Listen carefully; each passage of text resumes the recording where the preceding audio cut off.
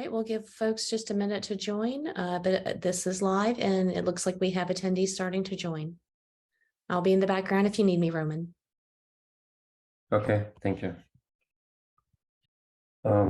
Okay, I think we're good to go.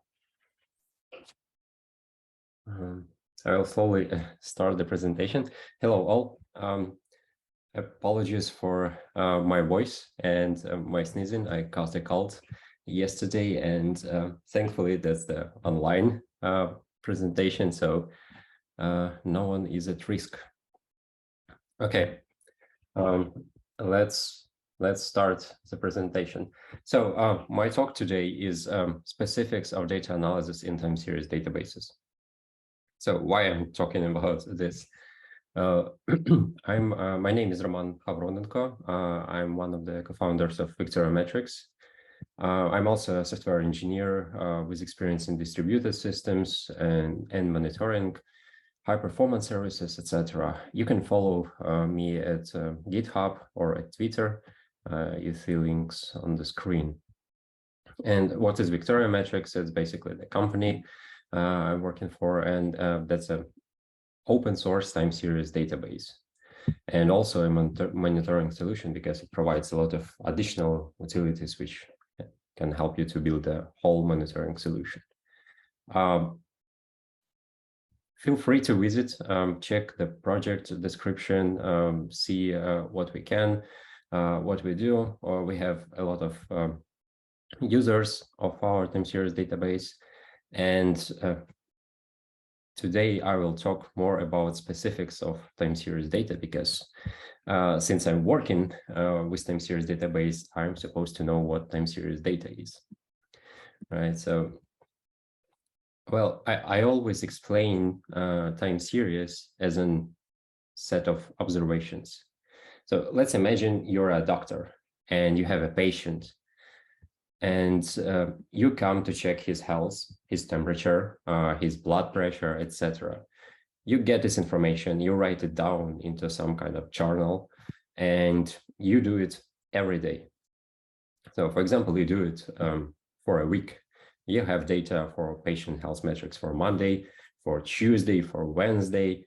And now when you put all the data in your journal, basically your journal became a time series database, because obviously you have a time series here and your journal stored them, and using the journal you can tell the health metrics of the patient, you can tell their dynamics and how patient feels himself right now.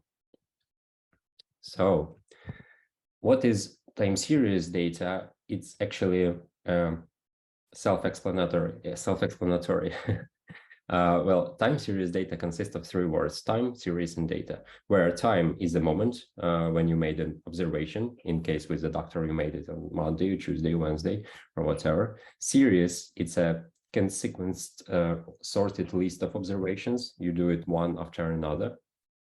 And data describes what you're looking at, I mean, which metrics you're looking at, and to whom these metrics belong to your patient.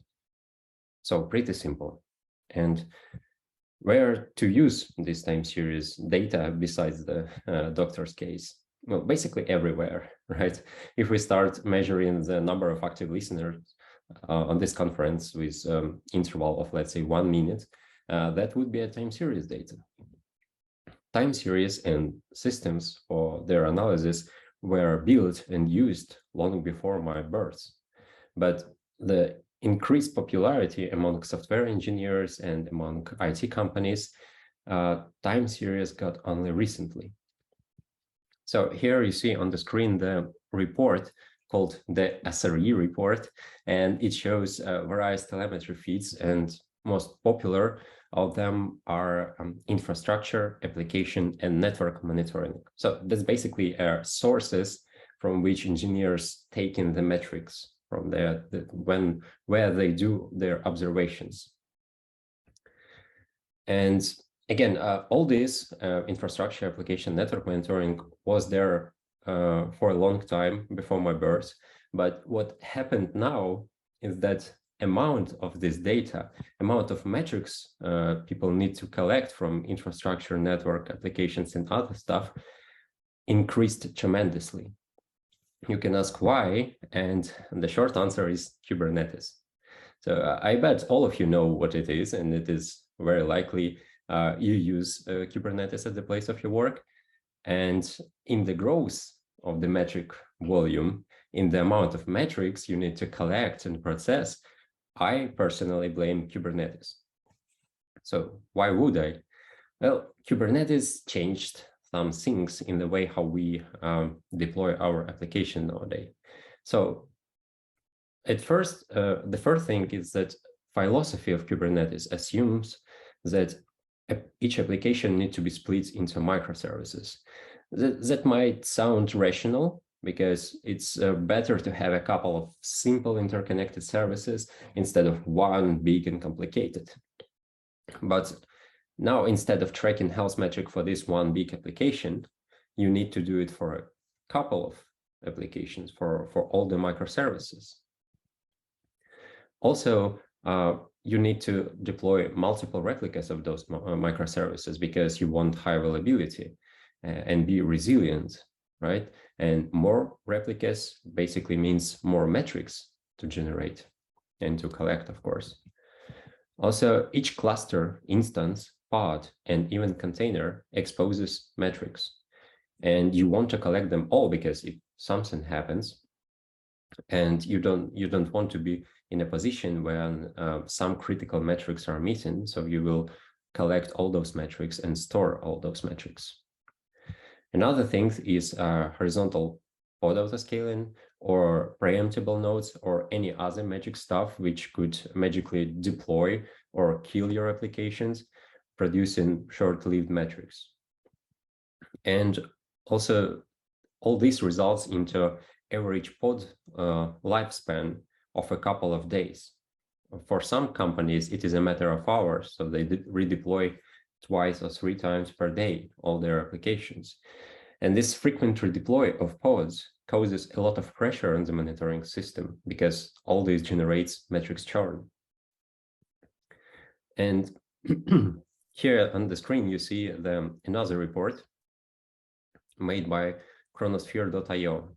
It shows how business scaled for companies once they moved from the traditional way of deploying their application to microservices and containers. Well, according to this report, when they moved to microservices, their business increased as well, which is very good, right? But amount of telemetry these services produce increased much more. It's grows exponential, and it's not a rare case when company needs to pay for monitoring systems the same amount of money or even more as they pay for actual business application. And that's a problem right now, even right now. Okay, as the amount of telemetry data of metrics grows, so do the time series database popularity. You see how it started in 2014 and grows even nowadays. All these results, all this demand results into more efficient and more competitive solutions. One of such solutions, which I really like, is Prometheus, which also got its boom of popularity at nearly the same time at 2014, and we don't see it on the graph, but it started in 2014 and grows nowadays. And now Prometheus is like a de facto monitoring system for Kubernetes environments. Okay, let's try to understand how one could build a more efficient solution for time series data. I would say that we can benefit from time series data specifics and build something specialized, because specialized is supposed to be always better than general purpose databases for storing metrics. So what is so special about time series data? Well, first is that in time series data, value is always associated with a timestamp. It means that data can be formed into some kind of tuples where we have timestamp and value pairs. Those tuples are easier to store and process. Also, Read API for such systems should expect timestamp to be always present as a filter in each request. We are dealing with time series data. It is unlikely it will be used without time binding. Also, values in time series data are always sorted by timestamp in the tuple, and it means we can simplify the way how we store those tuples on disk and how we process them. Another thing is that series are continuous, and it means that appends to this series are more likely than registering the new series. So let's get back to the doctor journal. You write all the details about patients only once in the journal, and then every day you just add new and new observations. So the expensive procedure here is to register a patient, and add a new observation is fairly cheap procedure. And since timestamps and value tuples are always sorted by timestamp, it opens better ways for compressing this data on disk. We'll talk about this a bit more later. Also, each data tuple is connected with the previous one. So it means you would likely to be asked to return a whole batch of tuples for each request instead of one-time events. Okay, time series data is also unlikely to be changed in past, because once you made an observation of your patient, it is very unlikely you need to update it at some point, because already made observations didn't change. All this means that such operations like update, absort, or delete are not that important, and you can use more sophisticated databases or engines which has less complexity. Also, this less complexity opens more opportunities to focus on ingestion and reading instead of supporting the updates. Okay, so knowing all this, we can now say that specialized solution on time series supposed to focus on providing max write throughput, prioritizing writes over reads, use optimal data layout and disk, and provide best compression techniques based on time series data specifics, and also, which is also very important, support query language specific for time series. And query language is the thing which we will focus on. Okay, specific query language means that we need to invent something new, yeah? And why inventing something new if there is a SQL already invented and used by many, many engineers for a long time? Basically, every engineer knows SQL. And I've seen a lot of complaints from people asking, why not just use SQL? Why I need to learn something different? And some time ago, I already gave a talk about PromQL. That's a language for Prometheus, and SQL languages. I compared the complexity and pros and cons of each of them. Feel free to listen and see it on YouTube. And today I will give a short recap from this talk. So PromQL. PromQL, that's Prometheus query language. It's simple to remember. And this language is focused on the time series specifics. But let's see how exactly it can be used in the real examples. So let's start with a simple example. On the picture, you see a meter or a counter. That's basically a device which measures electricity consumption in this case. And everyone's seen it, everyone uses it. And we can clearly say now that this meter produces time series data, because at each point of time, it has some reading, and all these readings are ordered in time. That's a time series data. Okay, let's imagine that we have 3 addresses, and each of them has these electricity meters, and we need to collect readings from these electricity meters. All these meters and addresses are different, so we also collect them once a day, and we put it into some database. In this example, we also use Grafana to visualize these metrics, so it could be easier to perceive. Okay, if we imagine that we need to put this data into SQL-like database, we will create a table called electricity, which will have 3 columns: datetime, our time, value, what exactly we measure, and address, some additional metadata where we store address. And we also insert some data into it with a simple insert into electricity values. Okay, so we got this data, and now we can plot it in Grafana with a SQL data source. The graph looks nice. It is really clear what happens at each moment of time. Looks really fancy, perfect, right? So what would be the SQL query for plotting this graph?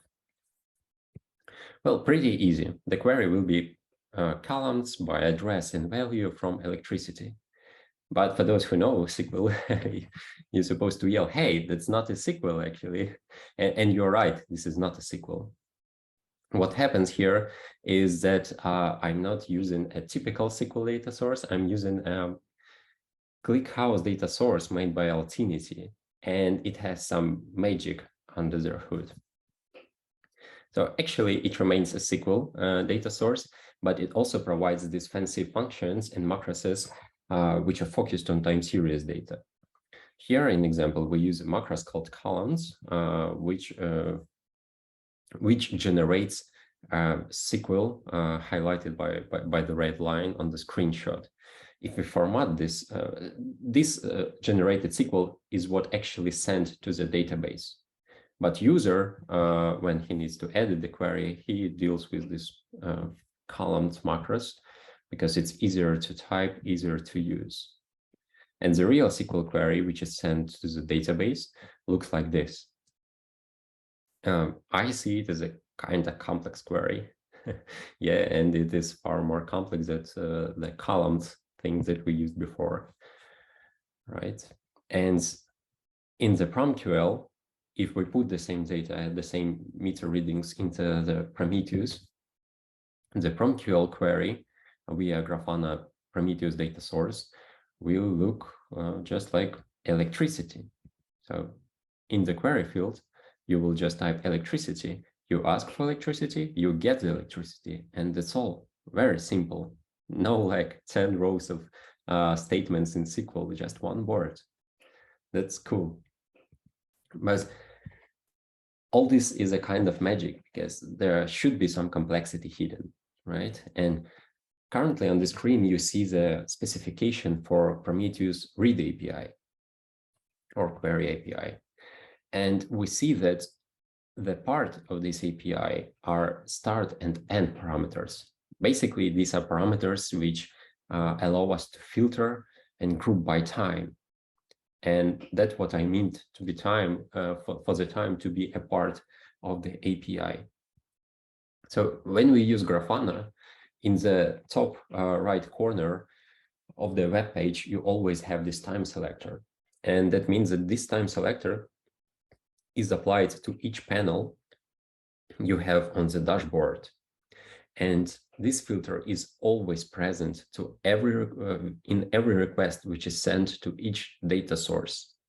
So you don't need to have it in the query. Grafana automatically adds it to all the requests sent.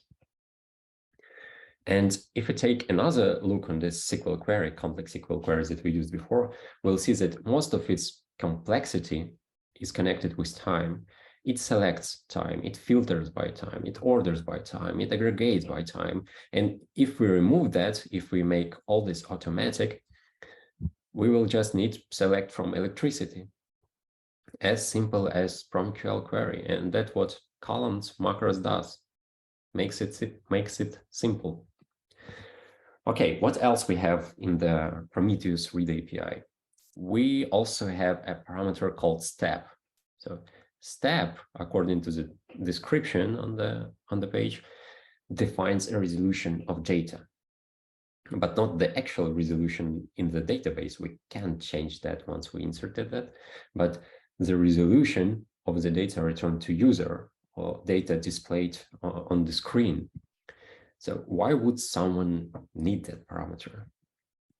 Take a look on this case. Here we have two separate metrics, one for memory and one for CPU.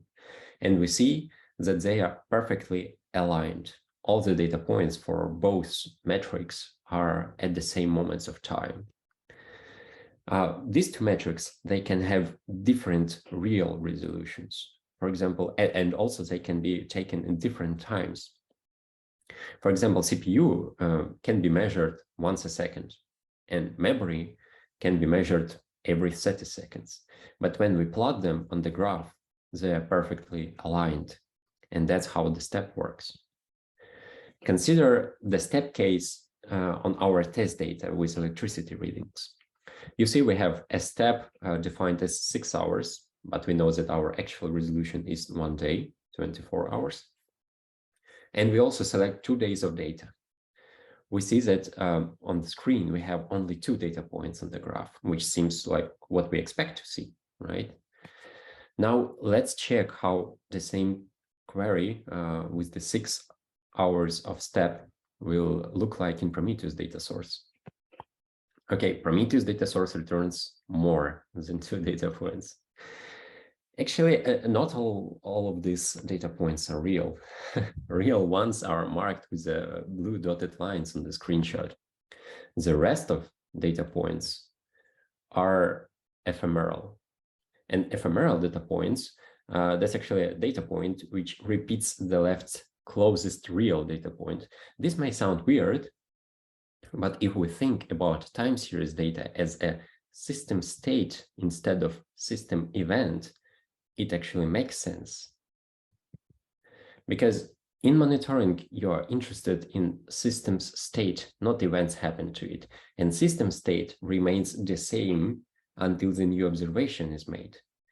This approach is very useful. It helps keeping charts consistent when zooming in and zooming out. And if the real data resolution doesn't match the time interval you are looking at, it also aligns many different time series on the same dashboard to look consistent. And this is one of the things which make Grafana dashboards pretty fancy with Prometheus data source. And also one of the things which is most confusing for people who migrate into Prometheus from SQL-like databases. Okay. Another great thing you can do with time series data, and specifically with counters, is to measure their speed. So here we see the same data set, and it shows us that the green line consumes the most of electricity. That's probably all I can say from the screenshot. But if we calculate the rate, or how it's also called derivative, for these metrics, this will help us to look on the data at a different angle. Turns out that there was a spike which doubled energy consumption for the green line. And then consumption dropped down, and for a couple of days was even less than for other addresses. It would be very hard to detect to do the same analysis on the previous graph. The rate function or derivative is the most used function in PromQL actually, and I will not even try showing how it looks in the SQL. Well, basically, I will try. That's how it looks in the SQL. Pretty complicated. I would like to avoid writing such complex queries every day when I need to calculate the speed of the change. Okay, another cool thing about time series, counter reset detection. So you remember that we are looking at electricity meters, right? And what is interesting about electricity meter is it can only go up. It's not a gauge. It can only be still or slowly increasing. Everything else is a fraud. Unless, of course, the electrician came and reset it to 0 to start over, right? The same could happen to application metrics when it needs to be restarted. On the screenshot, we see the event of counter reset. The counter reset is easy to detect, especially when you know that you are looking at time series data, the ordered sequence of events with timestamps. So basically, if you have these points on the graph, and if you see that point n is bigger than the next point n+1, it is a counter reset. So data source can do a simple math to remove the reset and make graph consistent. This is very important when calculating rates or derivatives. Because of the counter reset detection, SQL data source, SQL data source or Altinity ClickHouse data source that we use here, it doesn't have this counter reset detection. So it returns us empty space, empty point. And if we run the same query for Prometheus data source, it knows how to detect counter resets, so it returns as a consequent line. This is very simple and very efficient technique. When you know that you are working with time series data, of course, especially with time series generated by Kubernetes pods, which can be restarted at any moment of time, multiple times a day. Okay, so for those who are still afraid of PromQL, here's the example of the most popular Grafana dashboard for Node Exporter. Node Exporter is a thing which exposes the hardware metrics like CPU, memory, network, all this stuff. So this dashboard has 20 million downloads and a lot of user reviews. It contains 230 PromQL queries under the hood. That's insane. A lot of panels, really complex dashboard. But if you took closer look, you will see that about 120 queries are just metric selectors, like we did with selecting just electricity. 80 queries of them are rates, calculating the rate, like we did on one of the previous slides. And the rest of the queries are just simple aggregation, like calculate sum or max or mean or count or average. So basically, PromQL is easier than you think if you know this simple first functions and the simple techniques. That's basically you almost know PromQL. Okay, let's sum up what we covered here. What makes time series solution focused on time series is that queries needs to be simple to write and understand every day. It is natural to have time parameters in query API. Query step helps us to align time series resolution, and counter reset detection makes our life easier. Looking for more about time series specifics, check our project of VictoriaMetrics. It provides even simpler language than PromQL. It's basically our addition to the PromQL called MetricsQL. It has various API enhancements. It has automatic step and interval detection. It has more than 100 additional functions for time series analyzing. Also additional product, we have anomaly detection, which is also cool for time series, and many more. Please feel free to visit our website, check our tech blog. Also on the in the links you can find my previous talk at Prometheus meetup about comparing SQL and PromQL. It's a bit different to what we had here. Yeah, so that's mostly it. And if there are any questions, I would be happy to answer. We do have a question. High cardinality tags, for example, tagging by node, user, or tenant IDs, has historically been something that monitoring software doesn't handle well. Why is this? Do you think that new databases have solved this problem or will continue this to be an issue? Yeah, really good question. So far, I don't know any solution which solved the high cardinality issue.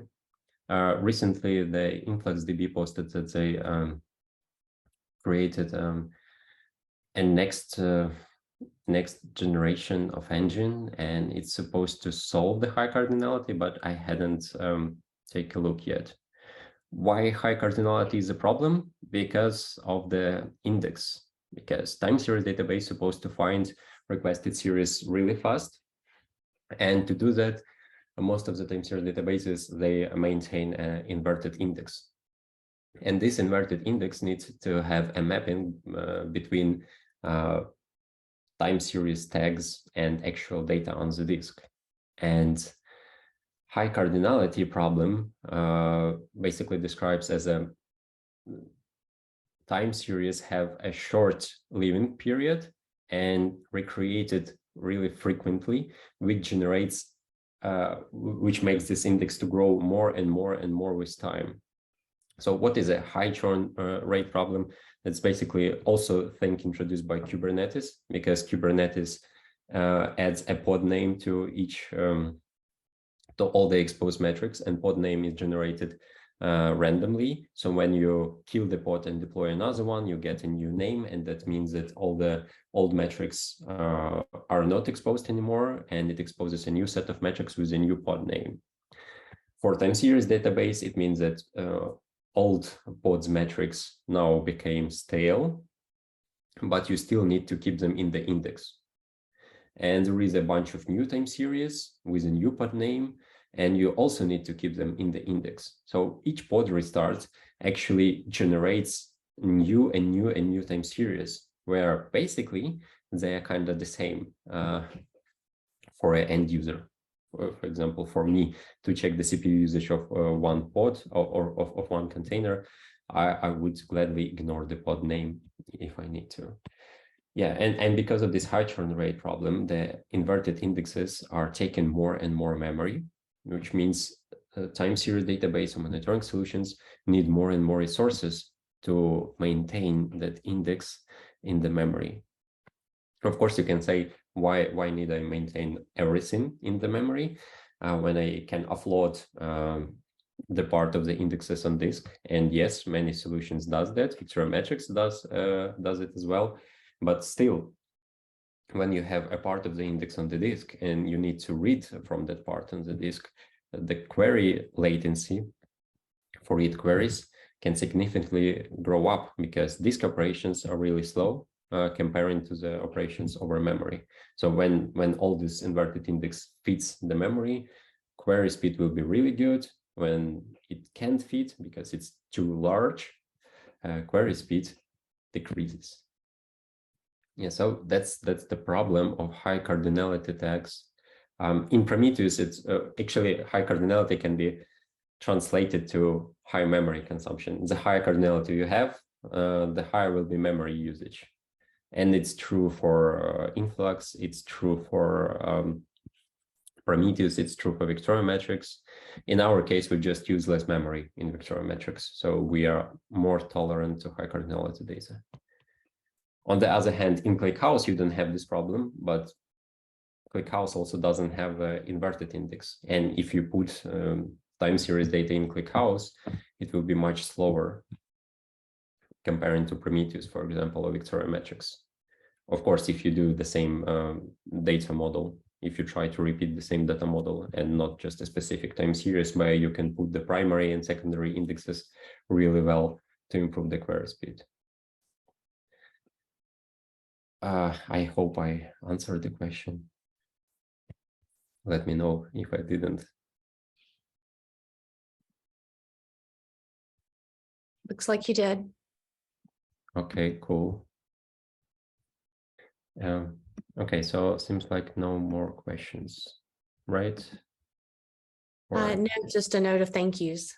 All right, well, you've answered the questions and we can wrap it up now and join upcoming sessions. Thank you so much, Roman. Yeah, thank you too for a good opportunity, and thanks for listeners. Have a good day, everyone. Bye. Cheers, everyone. Bye.